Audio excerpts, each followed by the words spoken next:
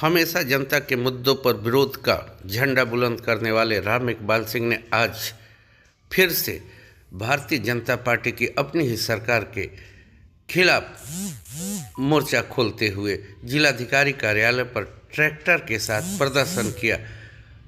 पूर्व विधायक राम इकबाल सिंह ने गन्ना किसानों की समस्याओं को लेकर और रसड़ा में दशकों से बंद चीनी मिल को पुनः चालू कराने के लिए जोरदार तरीके से बलिया कलेक्ट्रेट पर प्रदर्शन किया। इस प्रदर्शन में राम इकबाल सिंह के साथ दर्जनों की संख्या में ट्रैक्टर और सैकड़ों की संख्या में किसान शामिल हुए। राम इकबाल सिंह ने पुरजोर तरीके से किसानों के हित के लिए योगी सरकार से रसड़ा में बंद चीनी मिल को फिर से चालू करने की मांग उठाई। तो वही राम इकबाल सिंह ने मेडिकल कॉलेज का भी मुद्दा छेड़ते हुए मेडिकल कॉलेज को रसड़ा में बंद पड़ी कताई मिल में संचालित करने की भी मांग उठाकर बलिया में जो परिवहन मंत्री दयाशंकर सिंह और बांसडी विधायक केतकी सिंह के बीच मेडिकल कॉलेज को लाने की जो होड़ मची हुई है उस होड़ में खुद को भी शामिल कर लिया और मेडिकल कॉलेज को रसड़ा में बनाने की मांग कर डाली। वही राम इकबाल सिंह ने अपने विवादित बयानों की श्रृंखला में एक बार फिर से एक बड़ा बयान दे दिया है।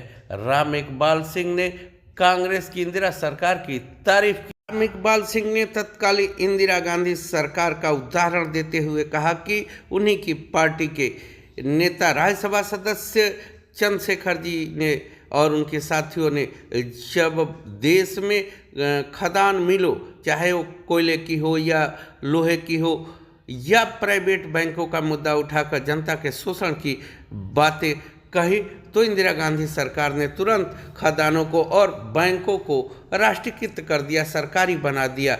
इस पर जब मीडिया कर्मियों ने सवाल किया कि आपकी सरकार है, आपकी केंद्र में सरकार है, आपकी सरकार तो बैंकों को प्राइवेट हाथों में दे रही है, खदानों को बेच रही है, तो कन्नी काटते हुए उन्होंने इससे पल्ला झाड़ लिया और कहा कि मुझको दिग्भ्रमित मत कीजिए। बेबाक राय देने वाले राम इकबाल सिंह भी कहीं न कहीं पार्टी बदलते बदलते अपने में भी बदलाव ला रहे हैं और मुखर होकर भारतीय जनता पार्टी की इस बात की, इस नीति का विरोध करने में अपने को कहीं न कहीं असमर्थ पा रहे हैं। सुनिए क्या कहा। मेरे पास कोई हाउस नहीं है जहां बार बार ध्यान आकर्षित कर दूं। मेरे पास सड़क पर जनता मेरे लिए फैसला की है रहने का, तो उस फैसला को हम सर झुकाकर स्वीकार कर चुके हैं। लेकिन उनकी समस्याओं से मुंह कैसे मोड़े इस जिंदगी में जब तक जीवित हों। इसलिए ये सरकार के खिलाफ आंदोलन नहीं है, यह सरकार का ध्यानाकर्षण है। हम पीड़ा सह करके उनका ध्यानाकर्षण करेंगे। घटना याद दिला दूं, बलिया के हैं। बलिया के आदरणीय चंद्रशेखर जी राज्यसभा के मेंबर थे। उन्होंने 71 में सवाल किया था हाउस में, जो युवा तुर्क कहे जाते थे। 5 यंगस्टर्स थे, चंद्रशेखर जी, मोहन धारिया, स्वर्गीय रामधन जी, कृष्णकांत और मोहन धारिया। ये लोग युवा तुर्कों ने एक स्वर से बात उठाया था कि देश में जो प्राइवेट कोयलरी है, माइंस हैं, चाहे लोहे की, चाहे कोयले की, चाहे जिस चीज की, इसमें बहुत सारा लूट है, इसका राष्ट्रीयकरण कर लिया जाए। तो इंदिरा गांधी जी प्राइम मिनिस्टर थी, उन्हीं लोगों की पार्टी की थी, उन्होंने ऐलान कर दिया कि हम इसका राष्ट्रीयकरण करते हैं। दूसरा सवाल इन लोगों ने खड़ा किया था कि बैंकों का राष्ट्रीयकरण कर दिया जाए। तमाम बैंक प्राइवेट थे जिसमें भारी दोहन होता था, धन जनता का लगता था और पूंजीपति उस पैसे से अपनी फैक्ट्री खड़ा करता था और वो गरीब आदमी या जो पैसा जमा किया चाहता था कि मैं कुछ करना चाहता हूं, तो उसको कोई लोन वगैरह नहीं मिलता था। अभी हाल ही में चीनी मिल का चुनाव भी है नेता जी। अभी आपने एक उदाहरण दिया चंद्रशेखर जी का और सरकार का, जिसमें उन लोगों ने कहा कि प्राइवेट बैंकों को लूट रहे हैं, लेकिन आज के डेट में आप की पार्टी की सरकार है और सरकारी बैंकों को बेच रहे हैं। मेरा ध्यान डाइवर्ट ना करें आप, इसके लिए आपको और लोग मिलेंगे, उनसे पूछ लीजिएगा। मेरे उद्देश्य के इर्द गिर्द आप सवाल कर सकते हैं। ये मांगे मुख्य मांग है, लगभग 20 वर्ष से बलिया की लाइफ लाइन चीनी मिल रसड़ा बंद है। उसके बंद होने से लाखों किसान जीविका के भुखमरी के शिकार हो गए हैं।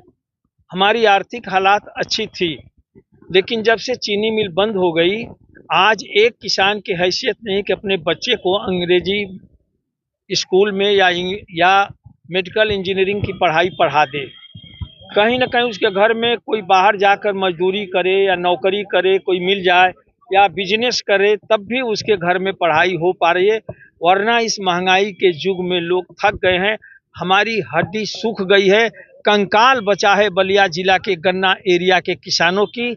हम मुख्यमंत्री जी को क्या ध्यान आकर्षित करने के लिए, किसानों को जगाने के लिए कि हमारा जिले का आधी जनसंख्या बाढ़ में फंस जाती है, गंगा घाघरा और टॉन्स के जो आधी जनसंख्या है वो गन्ना पर निर्भर थी।